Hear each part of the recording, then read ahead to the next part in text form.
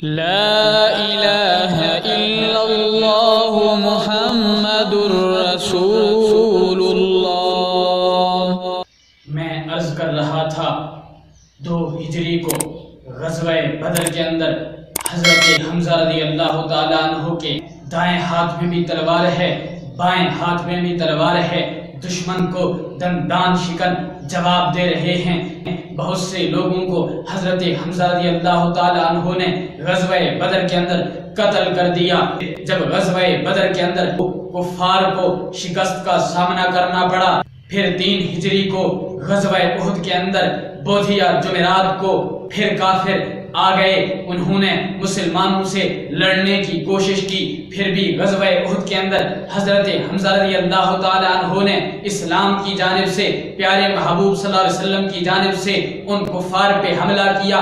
31 کفار کو پھر بھی انہوں نے قتل کیا۔ اس کے بعد آپ خود اسی غزوہ کے اندر جام شہادت نوش فرماتے ہیں۔ حضرت حمزہ رضی اللہ تعالیٰ عنہ کے جام شہادت نوش فرمانے کے بعد حضرت حمزہ رضی اللہ تعالیٰ عنہ کے دونوں کان مبارک کاٹ لیے گئے، ناک مبارک کو کاٹ لیا گیا، آپ کے سینہ مبارک کو، جگر کو چاک کیا گیا۔ میں پوچھنا چاہتا ہوں، حضرت حمزہ رضی اللہ تعالیٰ عنہ کے کان مبارک کیوں کاٹے گئے، ناک کیوں کاٹا گیا، آپ کے جگر کو کیوں چاک کیا گیا، سینے کو کیوں چاک کیا گیا؟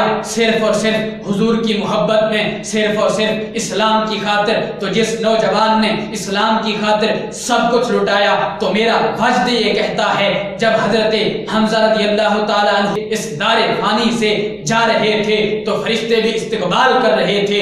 حضور کا غلام آ رہا ہے، حضور کا چچا آ رہا ہے، حضور کا رضی بھائی آ رہا ہے۔ حضرت حمزہ رضی اللہ تعالیٰ عنہ ہوں، حضرت مصعب بن عمیر ہوں، انہوں نے اسلام کی خاطر بہت زیادہ قربانیاں دی، الغرض اسلام کی خاطر سب کچھ قربان کیا۔ آخری وقت ہے، کفن کے لیے کپڑا بھی میسر نہیں ہے، تو یہ سب کچھ کیوں لٹایا؟ کس کے لیے لٹایا؟ یہ سب کچھ دین کے لیے لٹایا، حضور کی محبت میں لٹایا۔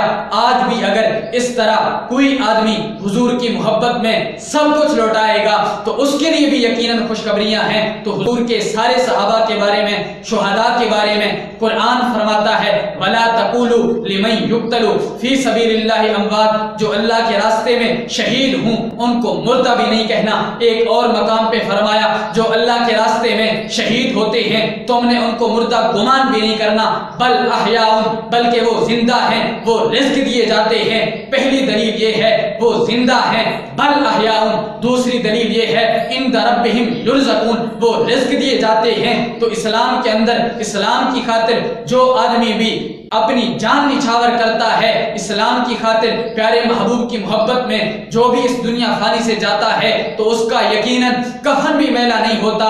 46 سال بعد جب حضرت امیر معاویہ رضی اللہ تعالیٰ عنہ کے دور کے اندر ایک نہر کا آغاز ہوا، نہر کھودی گئی جہاں پہ غزوہ احد کے شہداء مدفون تھے۔ جب وہاں سے وہ نہر کھودی جا رہی تھی تو اس وقت کچھ شہداء کے کفن مبارک ظاہر ہوئے، اس وقت ان کا کفن میلا بھی نہیں ہوا تھا۔ اسی لیے تو کسی نے کیا خوب کہا، زمین میلی نہیں ہوتی، زمن میلا نہیں ہوتا، محمد کے غلاموں کا کفن میلا نہیں ہوتا۔ آج بھی اسلام کی خاطر جو بھی قربانیاں دے گا، میں یقین کامل سے کہہ رہا ہوں، اس آدمی کا کفن میلا بھی نہیں ہوتا۔